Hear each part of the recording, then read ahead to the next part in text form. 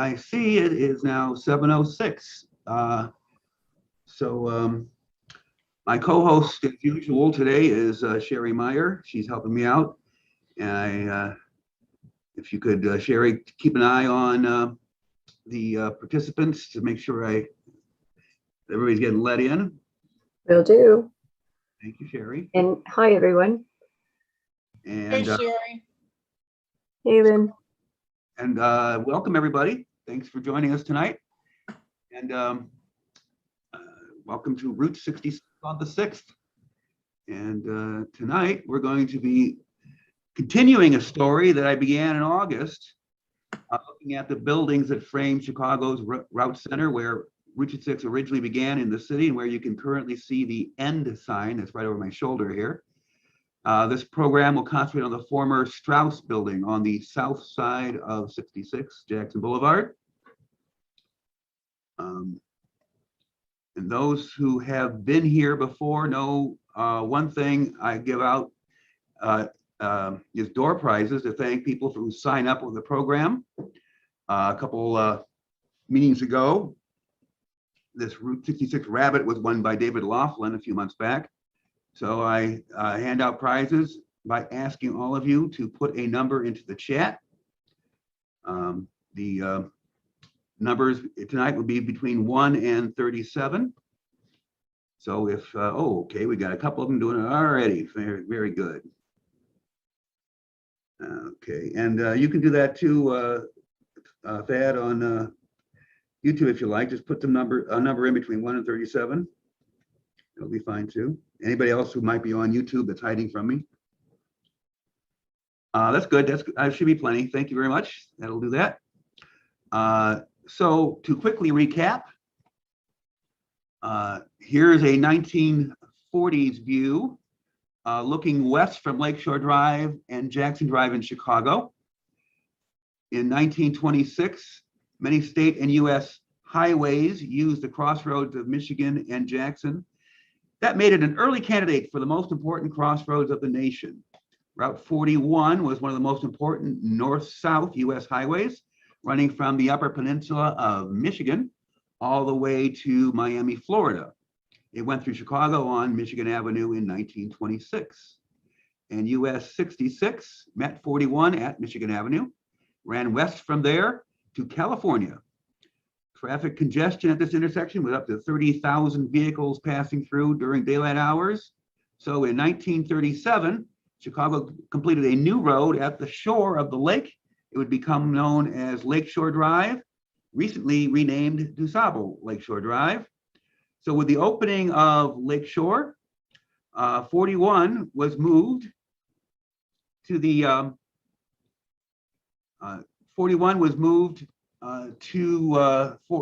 to the new Lakeshore Drive to help relieve some of the congestion.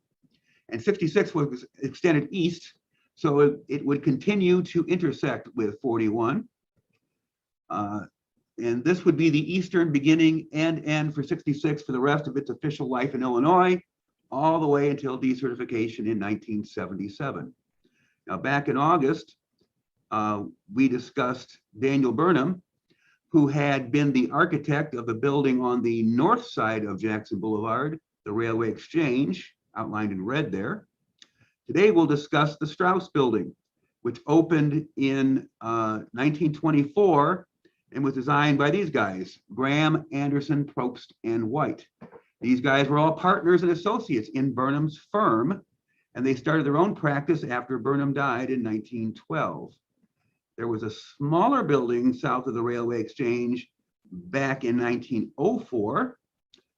It was called the Stratford Hotel, highlighted in red on this photo.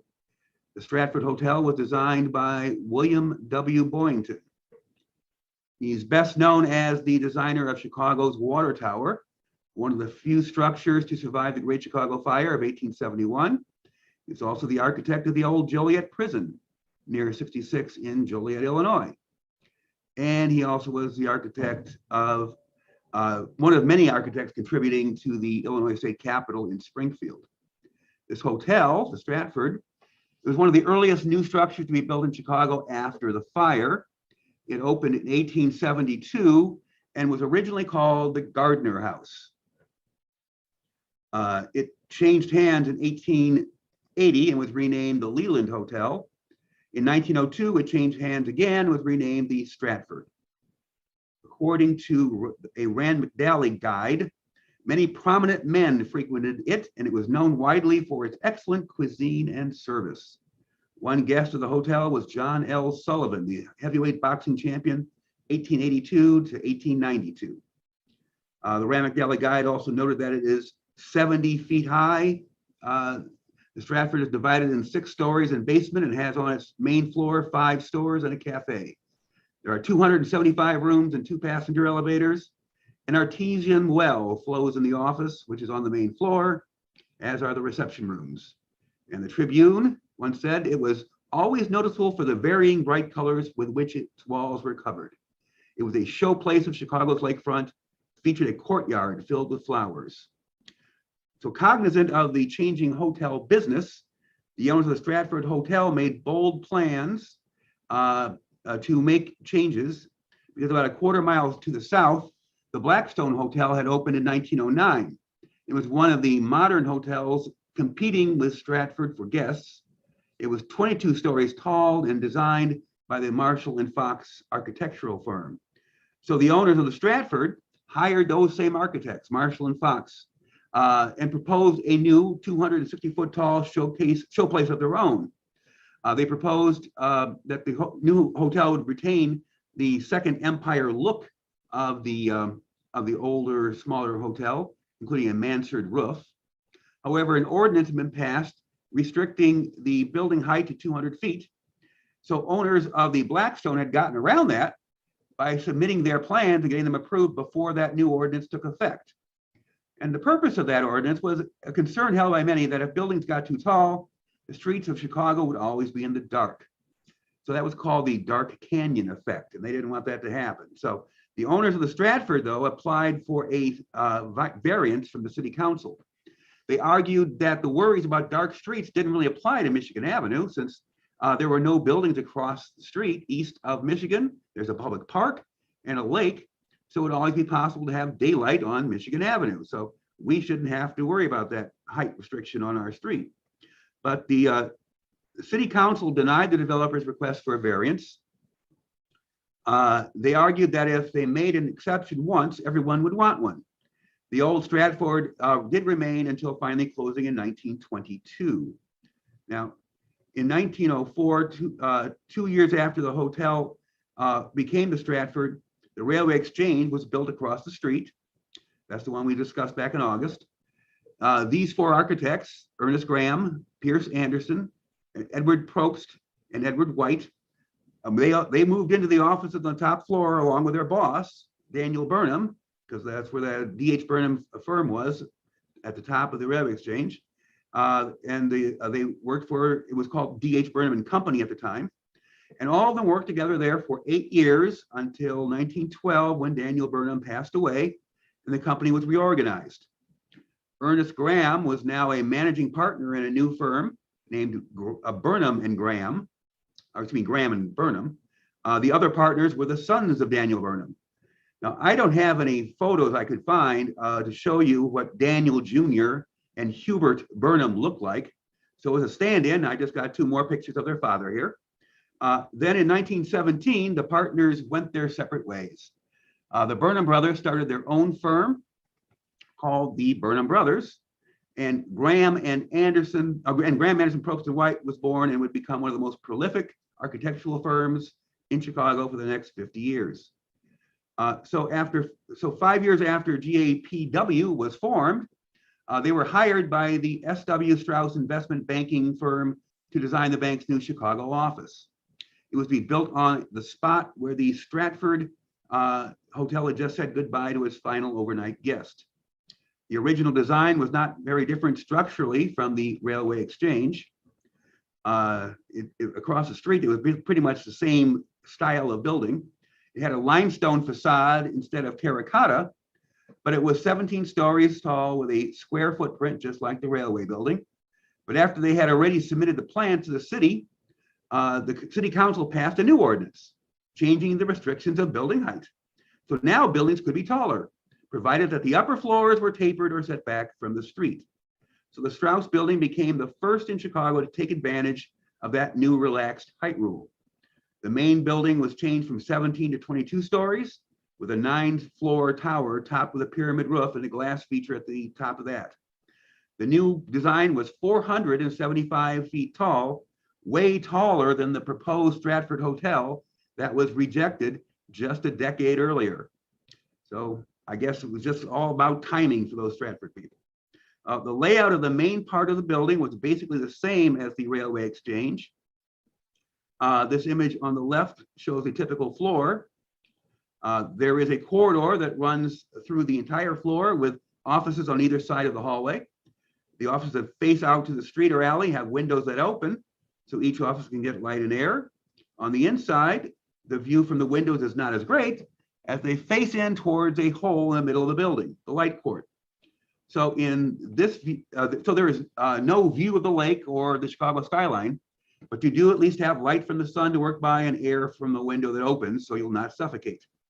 This design was pioneered by Daniel Burnham, and it's sometimes called a square donut. Now, the new ordinance required a setback, and so the tower was added to the design, and it's above the front portion of the donut in front of the light court. Now, I read that because the tower was basically grafted onto a building that was already designed, it meant access to those floors in the tower is a bit unusual, with its own set of elevators and its own separate stairwells, all different systems from the rest of the building. So when the building topped out in 1924, it was briefly the tallest in the city. As with every building that has that honor, people would ride the elevator to take a view from the top. This postcard shows the view to the north. And the building you see in the foreground is at Adams Street, where today you see the 66 Begins sign. And yes, it's another square donut with a center light and air shaft, courtesy of the D.H. Burnham and Company, who also designed the People's Gas Company there, their building. Now, at $12 million, the new Straus building was one of the most expensive buildings in Chicago to that point. It had brass elevator doors depicting bas-relief scenes of art and science, sweeping marble floors in the lobby, gold medallions representing various coins of the ancient world that decorated the banking floor. It was advertised as Chicago's finest office building. So the GAPW delivered a bold new home for the building's owners, but Straus had been a presence in Chicago since it began back in 1882.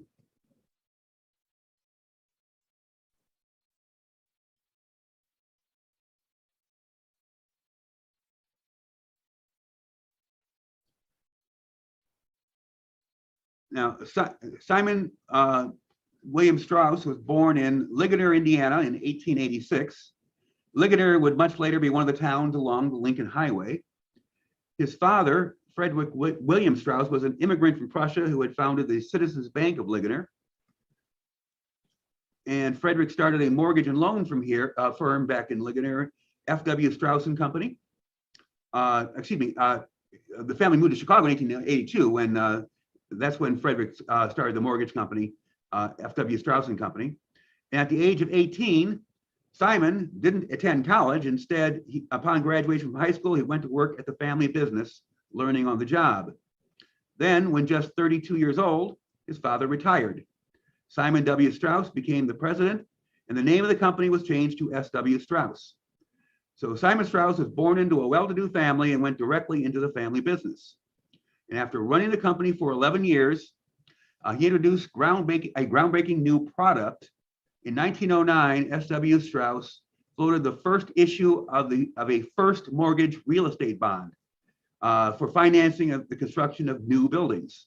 These new bonds were sold in denominations as low as $100, making them an affordable, safe investment for people of just about any economic class, from the working people all the way up to the wealthy. Now, this type of funding would finance the construction of buildings all over the country, including the One North LaSalle building in Chicago, a 49-story tower built in 1930, and the most famous building financed by Straus, New York's Chrysler building. At 1,046 feet, it's the tallest brick building in the world with a steel framework and was the world's tallest building for 11 months after its completion in 1930.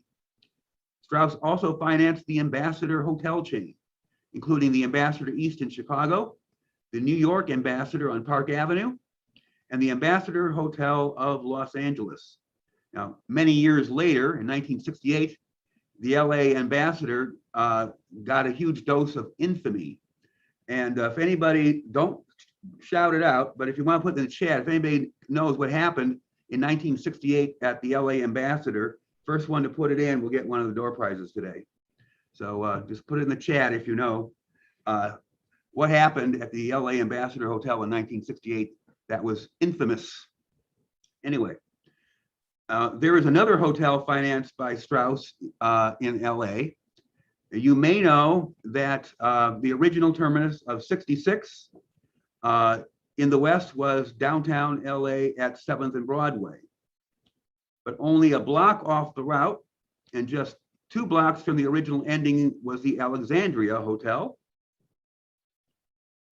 I found from Google Street View that the Alexandria still stands in LA. In fact, was recently rehabbed and restored. Simon Straus took a majority ownership stake in the hotels and was active in running them. And during a visit to the hotel in 1920, he had the opportunity to see the Paul Whiteman Jazz Band playing in the lounge. He then booked the Whiteman Band to play exclusively for several years at the Ambassador Hotel in Atlantic City, New Jersey. So it was a big deal for Straus with their building on Michigan Avenue. They published this announcement in all the Chicago papers, boasting of their new home on of their Western headquarters. And they proudly used the slogan, 42 years without a loss to any investor. They'd been using the slogan for many years already, adding a number annually. They would continue the slogan for 3 more years, though, through 1927, and then they just quietly stopped using it. This became ominous later, when in the 1930s, investigators started looking backwards with 20/20 hindsight. Now, the top of the tower was comprised of many elements, all metaphors for the image Straus wanted to portray. The glass feature was a beehive, symbolizing the principles of industry and thrift. The bison heads below the beehive symbolize strength. These days, when you go by the building at night, the beehive glows with a beautiful cobalt blue light. Originally, though, the light feature was a rotating beacon to symbolize the bank's global reach. And the pyramid shape was a symbol of the bank's longevity.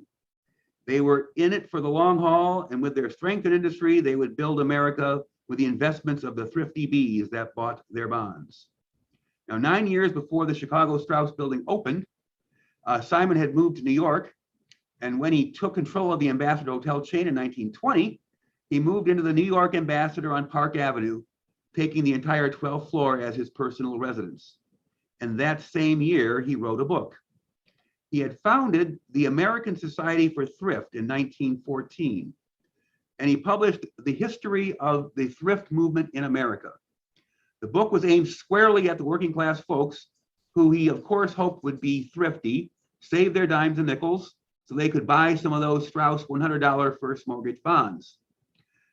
So the book tried to make his points with illustrations that helped hammer home the idea of thrift. So we have the modern St. George, who is the personification of efficiency, slaying the wasteful dragon. And the US personified as Columbia, shielded by character and armed with a sword of thrift, and she would be unconquerable in battle. On subsequent pages, we see the torchbearer, the symbol of liberty. She's a metaphor for prudence, whose torch of thrift lights the way while avarice and extravagance lurk in the shadows. And of course, dear working people, you need to learn early that waste equals failure, thrift equals success, and be sure to teach your children these lessons. And here, another illustration from the book. A man is at a crossroad, a fork in the road, looking to see whether he should go to the route of thrift to success or the road of waste towards failure. The signpost on the road of thrift says prudence, discipline, honor, clean living. And the road of waste says, what difference does it make? Extravagance, temptation, weakness. Quite a bit of preaching from Simon Straus, who was born into money, born into a family that already had achieved success. Now, I'm not trying to imply that Simon didn't work hard. He certainly did. And that he didn't have discipline or didn't have a good job, do a good job in his own right running the company after his father retired. All those things are true. He took the success he started with and made it forward from there due to his own talents. But it's irrefutable that he was born on third base and did not have to hit a triple to get there. And going back to this illustration, when I look at it, I'm reminded of a scene of the movie in the movie Mary Poppins, where the children are being lectured by their father and the other bankers about what to do with their tuppence.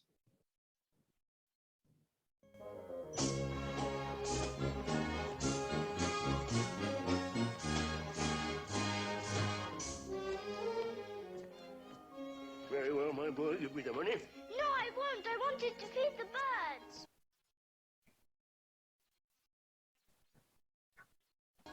Banks? Yes, sir. Now, Michael, when you deposit tuppence in a bank account, Go on. soon you'll see Tell them more. that it blooms into credit of a generous amount, semi-annually, and you'll achieve that sense of stature as your influence expands to the high financial strata that established credit now commands. You can purchase first and second trust deeds. Think of the foreclosures, bonds, chattels, dividends, shares. Bankruptcy, general sale, Opportunities. All manner of private enterprise, shipyard, the mercantile, Collieries. cannery, Stand. You see, Michael, all for the lack of tuppence, patiently, cautiously, trustingly invested in the to be specific in the tones, housely ground, fidelity, fiduciary bank. Welcome to our joyful family of investors.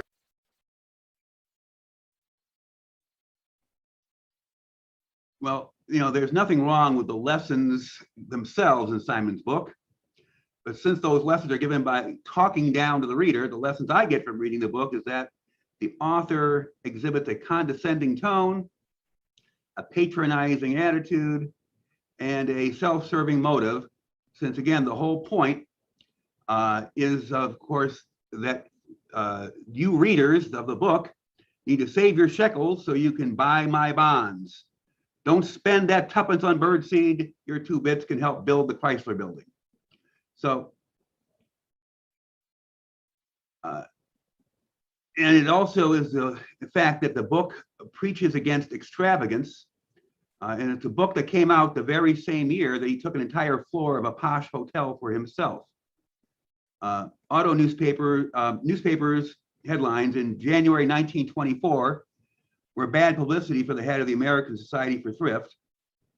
S.W. Straus pays penalty on jewels, gives a $150,000 check to release gems seized by customs. That was a story first published in the New York Times and quickly picked up by the Chicago Tribune and newspapers across the country. So it seems in late 1923, Straus was returning home from a European trip where he had purchased a lot of jewelry in Paris. He would claim in later statements that the jewels were only worth about $68,000, but when customs later evaluated the stash, they pegged the value at $350,000. Now, most normal people who return to the U.S. from abroad, well, they're given a customs form to fill out, where they indicate if they have anything to declare, anything purchased overseas on which there's a duty. Clearing customs once back in the States can take some time and might involve paying the duty at the customs station. But Simon neglected to declare anything when entering the port. It seems Simon had a relationship with the Deputy Police Commissioner of New York. His name was John Harris, and Simon asked a favor. Simon's baggage was expedited at the New York docks, passing by all of the customs. Simon says, standing in line to pay your taxes is for losers. It's not what you know, it's who you know. I don't have time to stand in line. I've got a posh hotel floor with great views to get back to. Well, not so fast, Simon. 2 special agents of the Customs Bureau paid him a visit at the Ambassador in January of 1924, and they seized the jewels. Simon had to write a check for $150,000 in unpaid duty, plus penalties and fees. His excuse? According to the newspaper articles, Mr. Straus said he was guilty of carelessness due to mental anguish at the time caused by domestic troubles. I simply forgot to declare the articles. And that rings a bell with me for some reason. How can I be a millionaire and never pay taxes? First, get $1 million. Now, you say, Steve, what do I say to the tax man when he comes to my door and says, you have never paid taxes? 2 simple words. 2 simple words in the English language. I forgot. Yes, he forgot. So much about not being careless, about honor, discipline, and clean living. Oh, well. Well, then in October of 1929, Black Tuesday, the stock market crash, followed by the beginning of the Great Depression. Simon Straus tried to downplay the severity of the economic woes. He said, there will always be periods of temporary depression, such as we have been passing through the last few months, but the sunshine of prosperity can always be depended upon when people are thrifty. Thrift is not an affair of the pocket, but an affair of character. Well, that was 1929 and in November, and less than a year later, Simon William Straus passed away September 7th of 1930 at his apartment in the New York Ambassador Hotel. He was survived by his wife, Haiti Clee Straus, and his 3 daughters and 2 brothers. But just about a year before Simon died, an ad appeared in the American magazine, and it related a story about a Mrs. B told by Jean Gould, the president of a bank in Washington State. And quoting from it, we all know that widows who have been left sums of money in life insurance are particularly good prey for fake stock promoters and high-pressure speculation men. Mrs. B came to me one day and said, Mr. Gould, how can I safely invest this $8,000 for my husband's life insurance? I can live on my present earnings, and I want to invest this surplus for the future. Well, that was 20 years ago, Mr. Gould observed. Today, Mrs. B is financially independent. The ad indicates that it was Straus Investments that Mrs. B purchased to secure her finances. And it says, as a help to all who are interested in our sound investments, Straus has prepared an interesting, easy to understand booklet, How to Invest Money. Every person should seriously concerned in safeguarding the future should own a copy of this booklet. So that was 1929. But it turns out that Straus' story was really an affair of character. Lack of character, actually. In the years after Simon's death, it came out that there was a whole lot of fraud going on. Beginning in 1924, the same year the Chicago Straus building was opened, the same year they bragged of 42 years without loss to an investor, they had shifted from straight first mortgages to less secure instruments. Straus & Company was sued by investors who claimed they were told they were buying first mortgage bonds, but received subsidiary issues instead. And the Straus Company was put into receivership for misleading their investors. Around 1924, Straus had begun financing construction of skyscrapers with junior liens, second and third mortgages secured only by the character and earnings power of the borrower. If the building they financed wasn't built, rather than tarnish their image of no loss to investors, Straus simply sold more bonds, and then they paid the interest and principal of the previous investors from the sale to the newcomers. This was done without disclosure to the bond buyers that their investments were at risk, but the practice was unnoticed as long as the building boom of the 1920s continued. There was always more bonds to sell. Unfortunately, the virtual shutdown of the building and construction industry during the Depression gave the pyramid roof on the Straus building a completely new meaning. pyramid scheme. And as the receivership took over and the books were audited, as final icing on the cake of deceit, it turns out that Straus had been living rent-free in the Ambassador Hotel chain, meaning his estate owed at least $500,000 back to the corporation.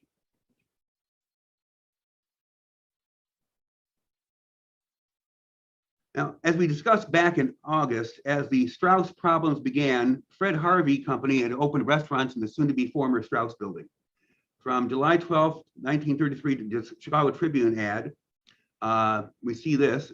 At the start of the Century of Progress World's Fair in Chicago, the Fred Harvey Company opened a high-class cocktail lounge on the upper floor of the tower, together with a restaurant on the ground level.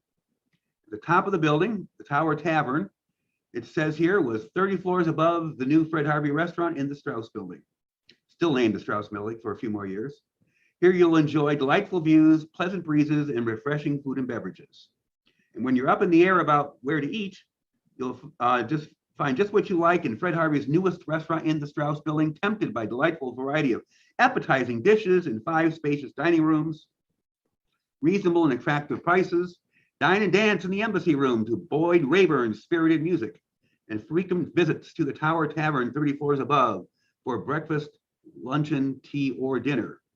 And this was the first Harvey food venture not connected with a railway company.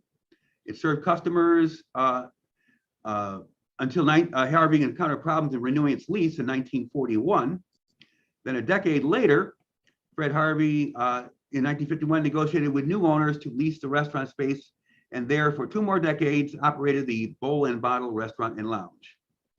And that new owner was the Continental Insurance Companies. Continental Casualty Company,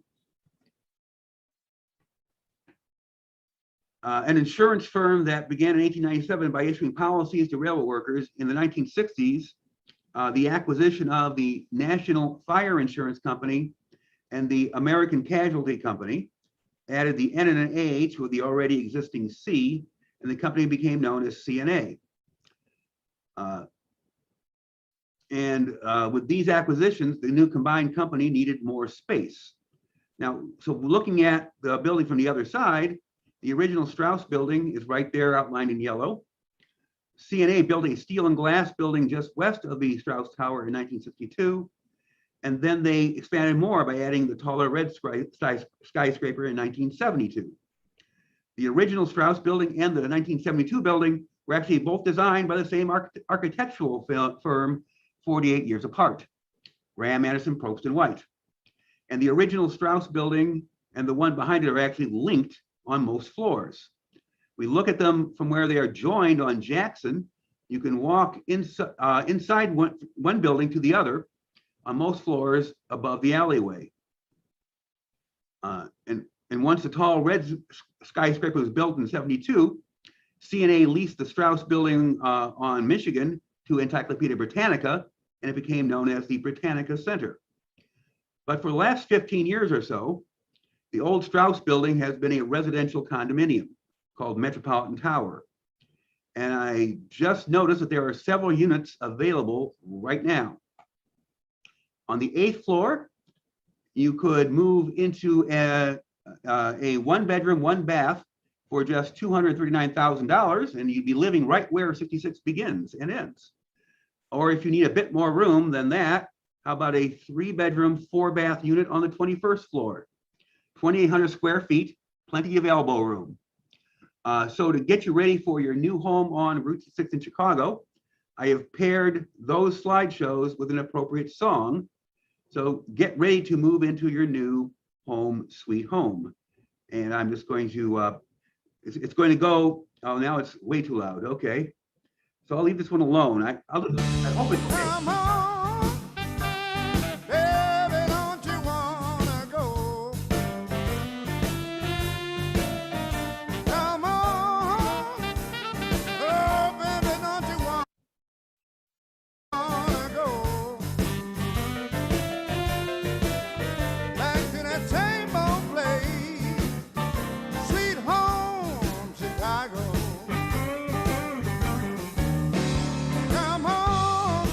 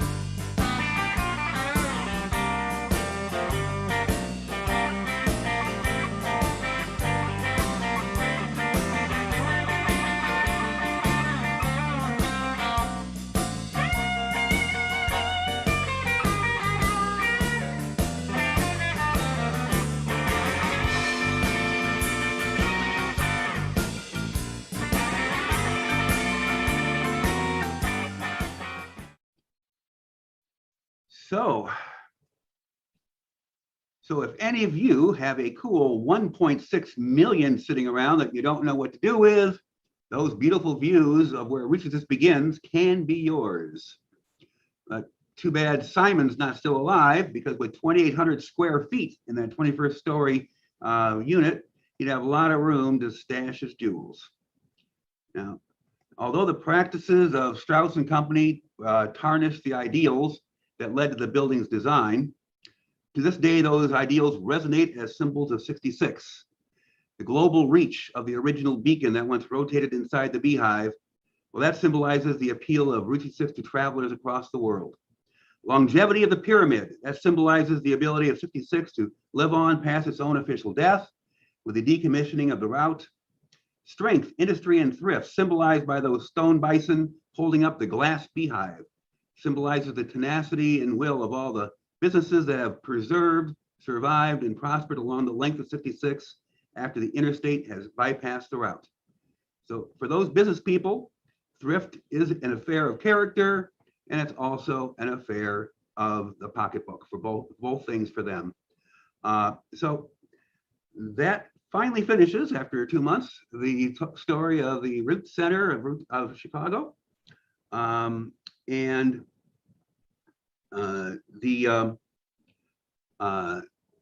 If you do have any questions, feel free to put them in the chat, even if you're on YouTube. And so far I see Thad Alexander on YouTube, but anybody else have questions, you can unmute yourself, or you can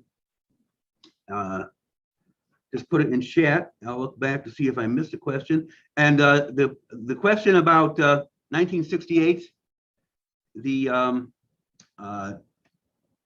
what happened at the Ambassador Hotel, looks like the first person was Mr. D. Byron Braswell. So I'll be in touch with you about getting that right first.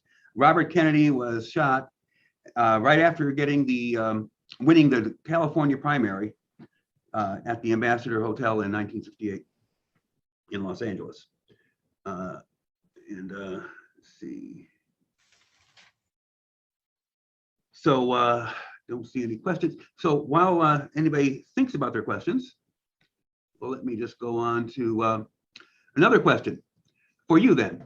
And let me get out of the way of it. And in the chat, don't yell us out.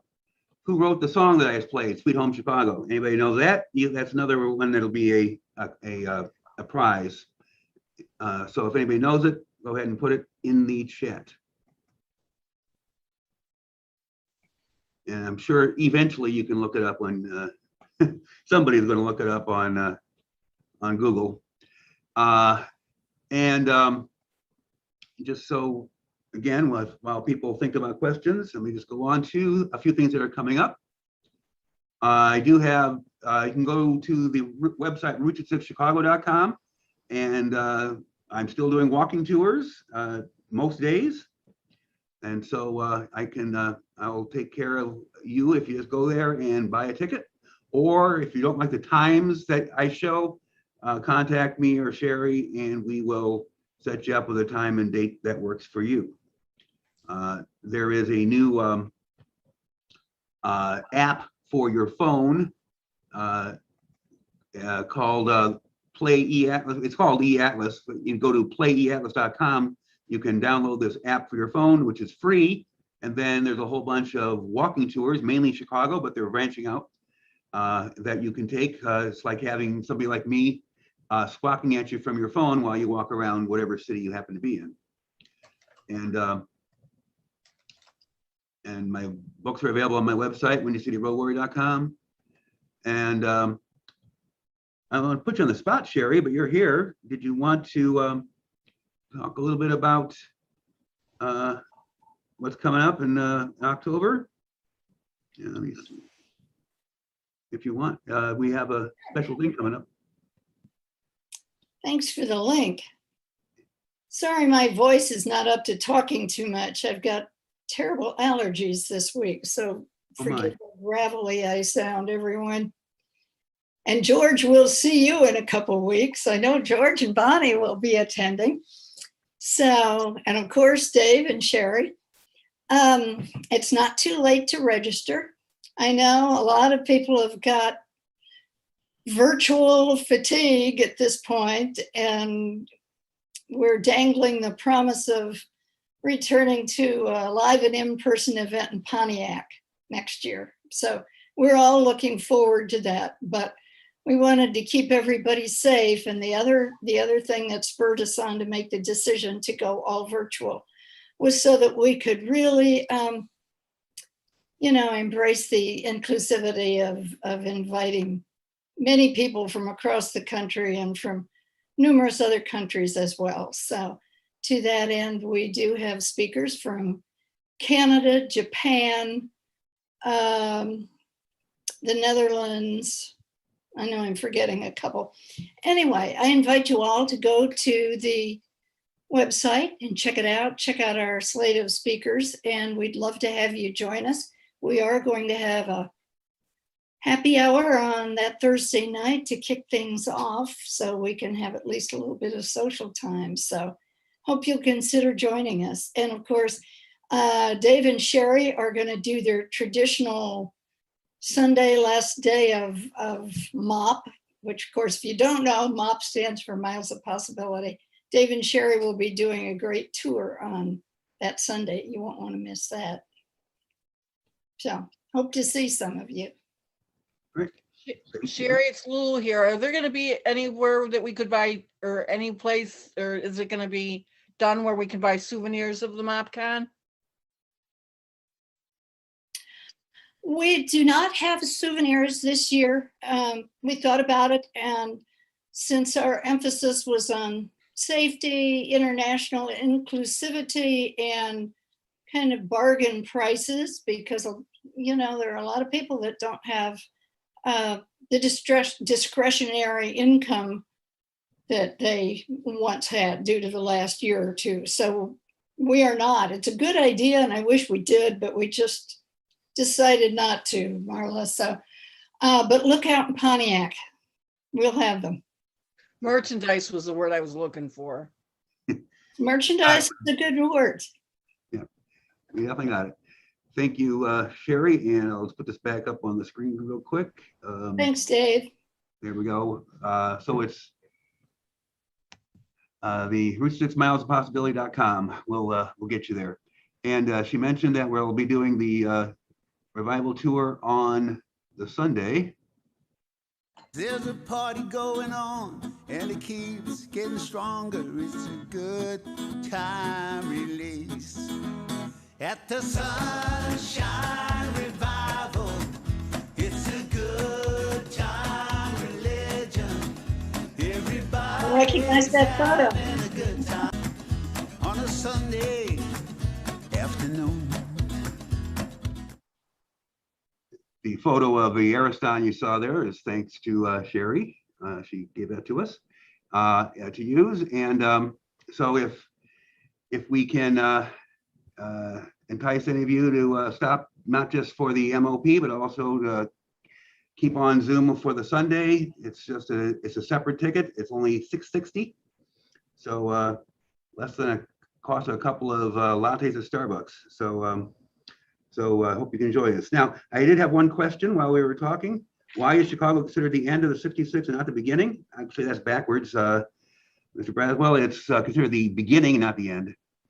It is both, of course. It's a terminus for people coming east from California, and it's the beginning for people going west to California. But historically, of course, the growth of the United States was from the settled east towards the west. And Chicago was the railroad era jumping off point for travelers going into the wild, wild west to the especially after the Civil War, when the railroads, the Transcontinental Railroad was finished. Almost all of the Transcontinental Railroads, you had to go through Chicago to get from east to west. So that was the pattern, and it continued into the highway era. So it was actually the beginning, not the end, in most people's minds. But there are a lot of folks who rent cars to do it. They're often better off going the other direction, because I understand that the one-way drop-off fees for rental cars are often cheaper if you're going from LA to Chicago. So there's that. But and let's see, do I have any other announcements? Is that the end of it? Well, the door prizes, I just want to show those to everybody. Those people, the one person who got the, what did I do? No, I didn't want to do that. What did I just do? I wanted to spotlight it. There we go. The one person who got the question right about Robert Kennedy, he'll have his choice of one of these when I'll send you an email, and then you can respond to that with your address. And the other one, since nobody got the other question right, who wrote Sweet Home Chicago? No, it was not Eric Clapton. Good try. It's a little older than that. It was actually written, I believe, if not the 1920s, I believe it was 1920s, but it was written by a classic blues singer who kind of almost invented the recorded blues anyway, Robert Johnson. He wrote Sweet Home Chicago, even though from any records we have, he never visited Chicago. So it was strictly about, certainly a lot of the people he knew. He was from the Mississippi Delta area, and he knew a lot of folks who were traveling to Chicago a lot to play music here, but he never came himself as far as we know. So Robert Johnson's the answer to that. Nobody got it right. So the other prizes will go to the people who put the questions in the chat box. The numbers in the chat box for me. Let's see, living on the West Coast, we hear a lot about the violence on the streets of Chicago. What's your perspective on the safety of Chicago as a tourist destination? I haven't heard a shot yet, and I've been living here for 35 years, 40 years. And seriously haven't heard a shot go off, and I'm not, that's just true. I haven't. But what I do see on the news is that people are getting shot everywhere. People are getting shot in Florida. People are getting shot in Missouri. People are getting shot in California. People are getting shot everywhere. So it's not a Chicago thing. It's just we have media here and you hear more about it. Gun violence is bad everywhere right now. So but I haven't seen it downtown yet myself. I haven't seen it anywhere, and I've been out and about. So that's all I can tell you. But it's so I can't, it's no more dangerous or less dangerous here than it is anywhere else right now. Thanks for the history of Straus and the beehive. Okay. So we'll be busy beehives on 66 during the MOP. So we'll continue to use that as a metaphor for the whole world.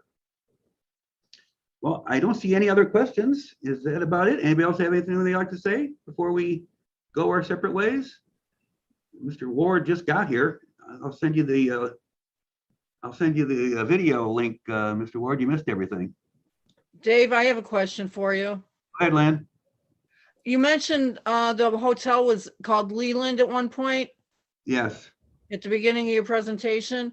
Now there's Leland Towers in Aurora, Illinois. It was 22 stories and it was the largest building outside of Illinois when that was built in the 1900s. Is there any relation? Well, I wouldn't know, because all I know is it was called the Leland. I know nothing more about it than that. Just Gardner House, Leland Hotel, then Stratford.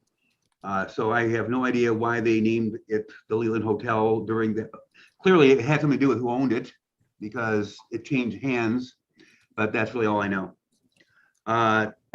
Sherry Meyer reminds me that there will be no Route 66 on the 6th in November, just because I don't have time to do it. I'm going to be busy doing, getting ready for the MOP and the revival tour. So don't make plans to meet me on the 6th of November. Make plans to meet all of us the 21st to the 24th of October. Okay, and Charmaine says she's lived in Chicago suburbs all her life, and there's always something to learn. I always learn something too. I just learned that there's might be a connection between Aurora and Chicago on the name Leland. So, The Leland Towers was built in 1928. okay, well, that was after the Leland Hotel was already the Stratford. So, because the Leland name was 1880 here in Chicago, 1880 to about 19 something. Or 1880 to 1892, I believe it was. I'd have to look it up to make sure. But so the Leland name was earlier here, but so don't know. Any other questions? Anybody else?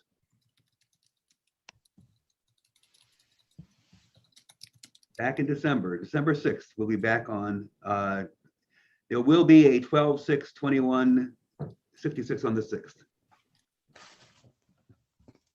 No relation to Leland Grove in Springfield? Well, I don't know. It's spelled differently. If you've got that spelled right there, Mr. Braswell, Leeland, then no, because the Leland Hotel was just one E. I think Leland and Springfield is one E too. Okay, well, maybe.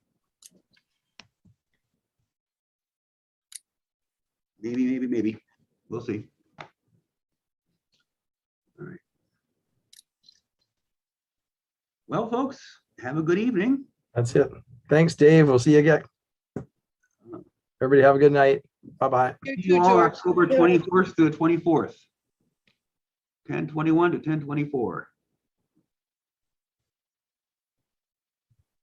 Oh, and if anybody who's still there, you can see me tomorrow night at the Palos Heights on Zoom for the Palos Heights, Illinois Library. You can Google Palos Heights Public Library and you'll find their website. You can join me tomorrow night for the Great Chicago Fire. And you said that was at 6:30?